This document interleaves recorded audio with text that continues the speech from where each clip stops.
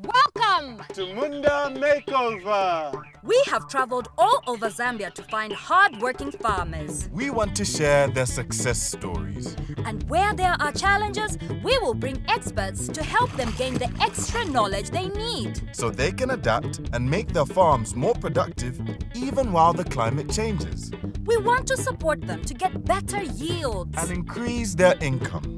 We will see how farmers from across the country can benefit from our experts' advice. While also learning from each other in so many ways. Join us on these journeys and share in the farmers' experiences as they improve their farms. On Munda Make Over!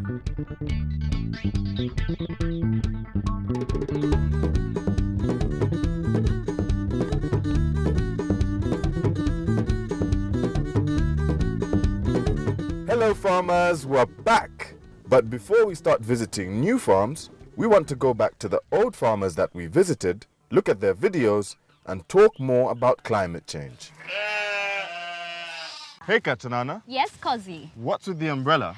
Well, I thought it was going to rain today, but there isn't a cloud in the sky. It really should have been raining by now. You know, there was a time when all you needed to do was look up in the sky and you'd know exactly what the weather was going to be like. Precisely, but this time it's so hard to plan. You don't know whether it's going to be hot or cold, sunny or rainy. So true. And if it's such a challenge for us to plan, imagine how much of a challenge it must be for the farmers. So, Katanana and I thought it would be a great idea to reach out to some farmers and find out if they're facing this challenge. Last season, the rains came late. The climates, the rainfalls haven't been sustainable. Don't have much pastures. Right. There was no profits because we had a lower yield. Okay. Because of the drought. Late coming of rains. Yes. When it is time to farm, it rains once, then disappears, then after some time, it rains again. It is very unpredictable. You find that you plant this week, when 3-4 days, the rains goes for a month, like this past season. Like last year, looked like we would have a good rainy season, but that wasn't the case. Shani. It rained, but it was very heavy, so a lot of crops got damaged, especially the groundnuts. But the maize survived. When you grow maize, there are some insects there. So when you buy chemicals, some they don't die. As a result, they destroy what? Maize. So the other challenge is water. When the water levels are very low, the birds will easily attack the fish. I see. Looking backwards, like even last year, the water didn't drop to this level. Right. Yeah, so this has to do with climate change for sure. Exactly. Our young fish farmer, Chansa Mutuna, is right. All these challenges come from climate change. These problems like delayed rainfall, no rains, too much rains, and increase in pests and diseases affect all types of farming, whether it's crops, livestock, or fish. But the good thing is, it doesn't have to end there. There are ways that we as farmers can make things work even as we go through this climate change. We must adapt. Our families depend on it. Our country also depends on us in helping to feed the nation. We will now look at some actions we can take to get ready for the upcoming season. And the first one is soil testing. Want to increase yields? The answer to that is feeding the soil. Let's find out how. Here to tell us is Richard Chisenga from Yara Fertilizers.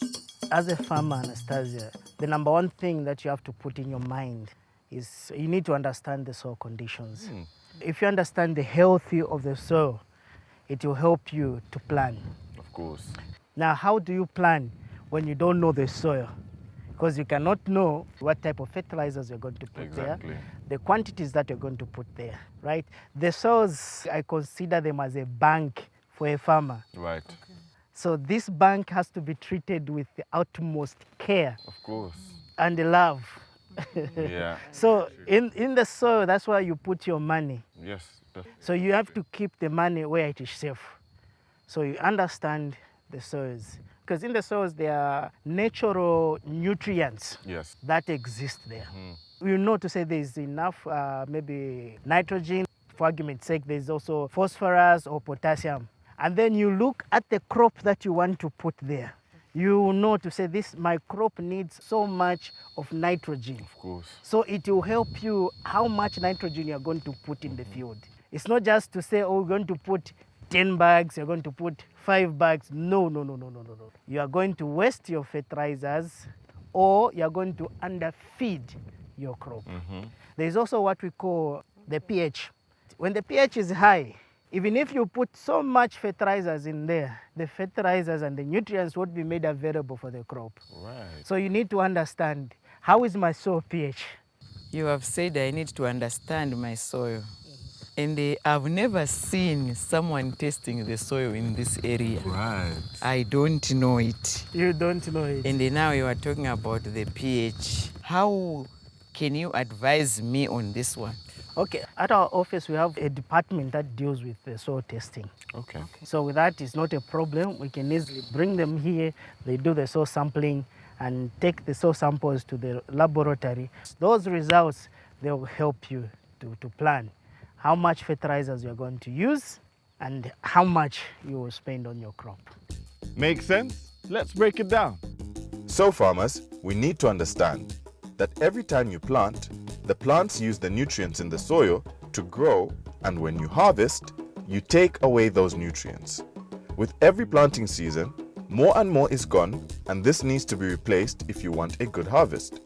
And different crops need different nutrients to grow well. These nutrients can be found in organic and commercial fertilizers. Doing a soil test will show you what nutrients your soil needs so you can avoid spending money on unnecessary fertilizers. It will also show you how much you need to put and when you should put, depending on the crop you are planting. A soil test will help you figure out which nutrients your soil lacks. There's another thing to consider, and that's soil pH. Soil pH tells you whether your soil is acidic or not. Different crops do well in different pH levels. For example, pH 1 to 4 is very acidic, and pH 10 to 14 is very alkaline. Farmers can run into trouble if they keep using the same fertilizer for a long time. It can make the soil too acidic, and when you try to grow crops like maize that require less acidity, they struggle to absorb the nutrients from the soil, and that can lead to crop failure. A soil test will show you clearly the pH of your soil and what you need to do depending on the crop you want to grow. But how do you test your soil? This is how it's done. In a 1 hectare field, gather 10 samples in a zigzag pattern from across the field. Mix them together, then remove a small amount and take it to an agrovet stocking yard of fertilizers.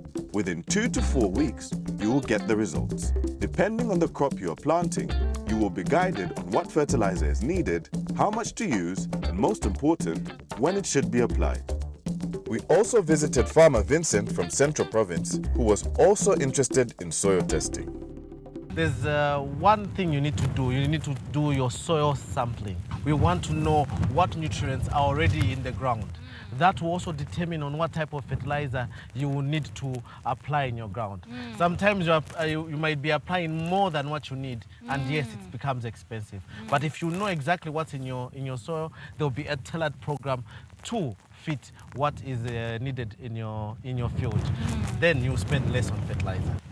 Where can somebody like him get soil sampling from? We have a team that can teach him on how to pick the soil on his ground. And he can now take it to the nearest agro dealer, and we'll be able to collect it from the agro dealer. Then process his soils, do an analysis, and we'll advise what type of fertilizer he will need for his specific crop.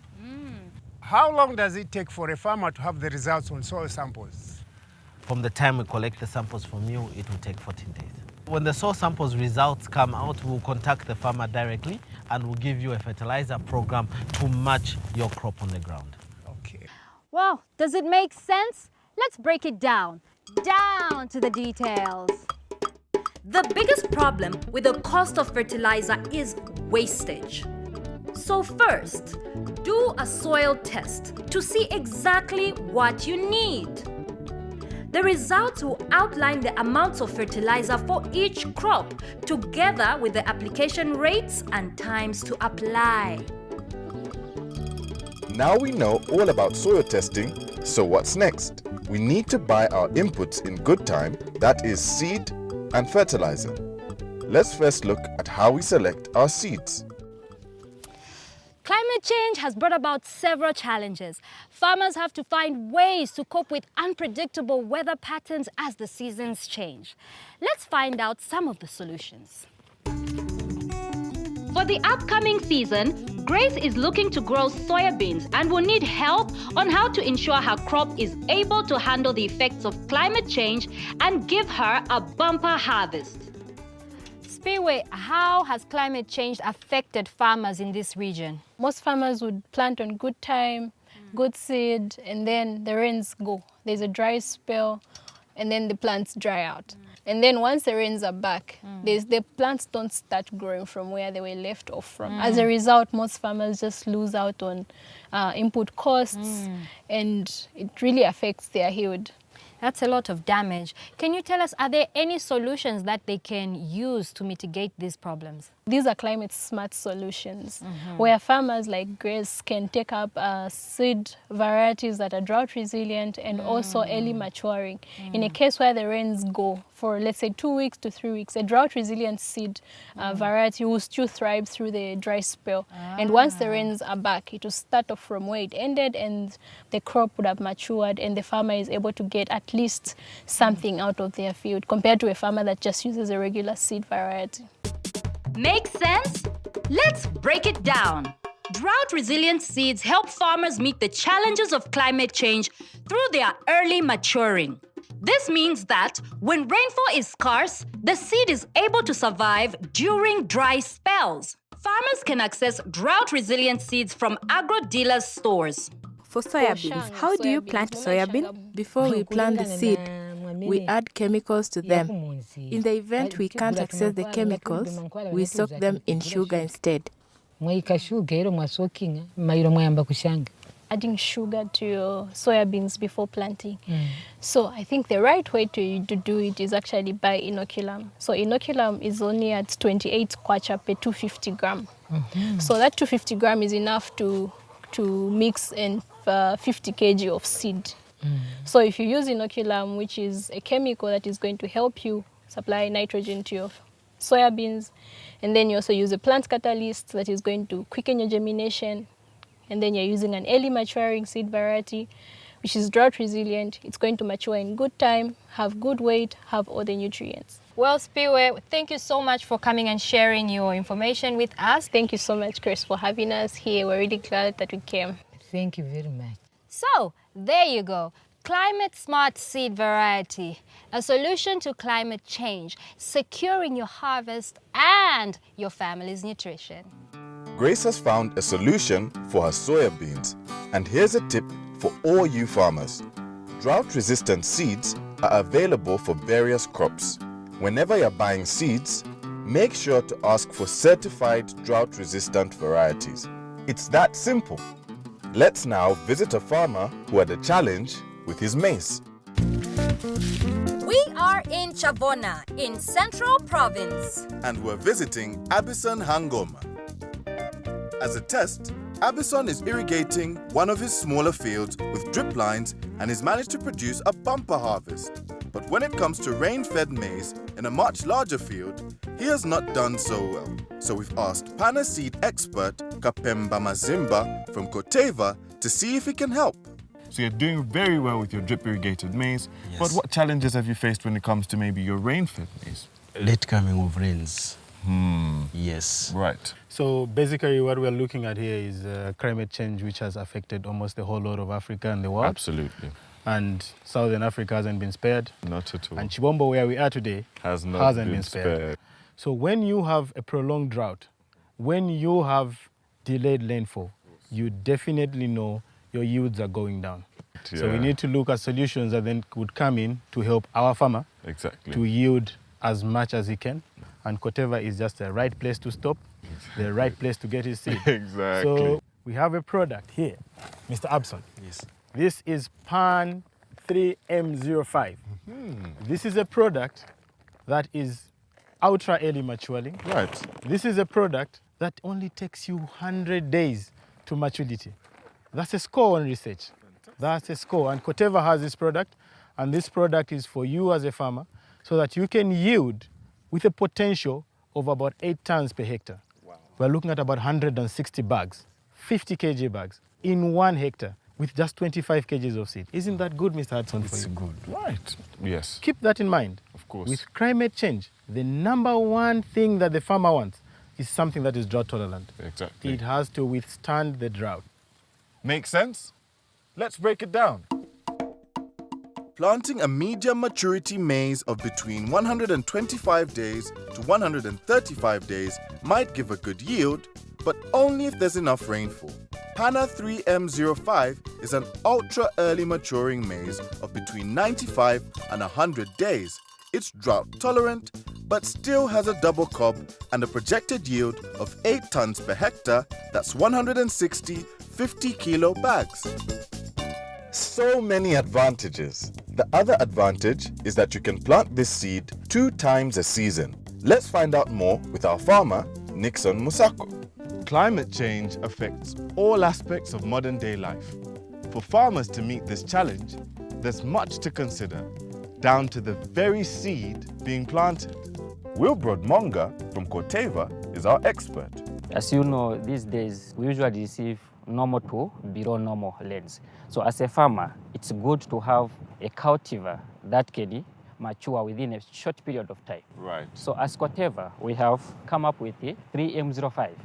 For a farmer to eat as green maize, it's within 75 days a farmer is able to eat.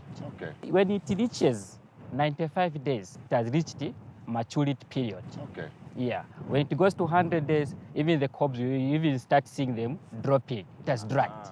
Like you said, the weather patterns are shifting. What is the advantage of using this particular drought-tolerant seed versus another seed? This is a hybrid, okay? Even the vigor, it's high. As a result, this variety is 99.9% germination. Oof. Okay. Meaning we know to say it will germinate. Right. It will give you high yield. Okay. Okay, as compared to other seeds. Bumper harvest coming soon. Yeah, it's good. Yes. Okay. When you are using this one, very early maturity. Right. Okay. Now, if you plant it in November, by the end of December, it will be ready for green maize. What are you going to do as a farmer? The rains are already on peak. Get that maize in the field, harvest it, take it to the market, sell it as a green maize. You make more money selling per cob as compared to when you are selling grains. Buy another fertilizer. Come and buy 3M05. Plant it early January. By the end of February, March, your maize is ready for consumption. Fantastic. That's the advantage. So you can plant it twice a season. Okay. Yes. That's good seed. Okay. Make sense? Let's break it down. If Nixon plants in November, by the end of December, it will be ready for green maize. So Nixon should harvest and sell the green maize, which also fetch a higher price in the market compared to selling maize grains. And since the rains are still ongoing, Nixon should plant again, and by the end of February to early March, the maize will be ready and dry for grains. But remember, it's important not to replant maize in the same piece of land. And Mr. Nixon, this is not just a demonstration. We have ensured that this seed is yours for you to plant in your next season. Yeah, that's good. I'm very happy.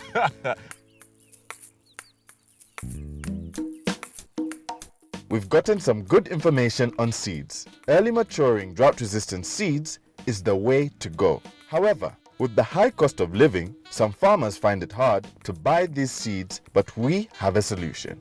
Planting time is one of the most expensive times of the year for farmers. There's land to be prepared, inputs to buy, and most importantly, farmers must invest in good quality seed. How can we make this cheaper? Let's find out. We've asked Luke to come and give us some advice. Mr. Luca, why is planting season so expensive for farmers? They need to buy quality seed, certified seed. Because if she buys a 50 kg bag of groundnuts, going at 30 kwacha per kg, it will be a little bit difficult. Do you face these problems as Luca explained? Yes. Yes, I face these challenges. She needs to join a cooperative because when she's a member of a cooperative within area, it means it will be easy for her to cut on certain costs. She will not have the trouble of going to buy for certified seed herself. Right. So if she belongs to a cooperative, it means it's easier for her to access it, get it at a loan basis, which can be repaid after she has harvested. If some farmers are still not able to join a farmers group or a cooperative, they can still plan ahead by comparing prices and having the money ready before the rains. All this can be done on your phone. Let's join the Mungas as they learn more. Technology has made our lives easier in so many ways. But does this apply when it comes to agriculture? How do farmers access information? To help answer this question for the Mungas, I've called on Sipiwe Haninga from Better World Innovation. Today I'm going to be introducing a Climate Smart platform. It's a mobile-based app that I would like Mr. and Mrs. Monga to use it for their farming. How does this app work? This app is a mobile-based app. So the app name is Harvest Eye. Once you download it from Google Play Store, you put in your details there and then you're good to go. And it focuses on a number of things. Mr. and Mrs. Monga are crop farmers. Right. Yes, so if they are going to be growing soybeans, when they go to the app, there's advisory support there. They're going to find what kind of soybeans they're going to grow, depending on the weather information in their area. Right. So there are drought-resilient variety seeds there. So the seed that she's going to grow here in Central Province is not the same seed that would be very relevant to grow in Eastern Province. Right. And then the goodness is that we are linked to agro dealers with the seeds that are on the app. So in case you don't know where to purchase those seeds, we have someone there that is ready to save you. Right. Yes, so each farmer would get a good decision making. So when they go to the crop section, that's what is found there. When they go to the poultry section, there's also advisory support. Right.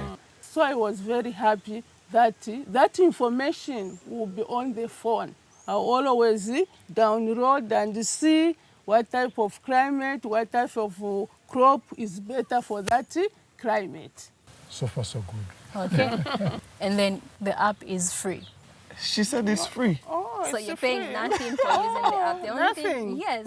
It's very easy to get the app. Go to Google Play Store on your phone. Look for Harvest Eye and click download. Install it on your phone. Then open it and input your details. We are in. And you are here. So Well, it says, you can see your name. It says welcome, Kathy. So it says welcome, Kathy, gives you the exact date and your locations. So you have the crop section, the poultry section, the aquaculture section, the livestock section, and the urban farming section. So if you check down here, we have a wallet. It allows you to purchase on the app using any mobile money and how to go about it. Fantastic. We are very happy. Some people call us BBC, born before computers, but we feel we have to change with time. Though we are old, but we are in a new environment. But for sure, we've been helped a lot. That's all for today. We've covered soil testing and selecting the right seeds, but we're not done yet. We still need the right fertilizer for our planting. Join us next week to learn how to choose the right organic and inorganic fertilizers for your farm.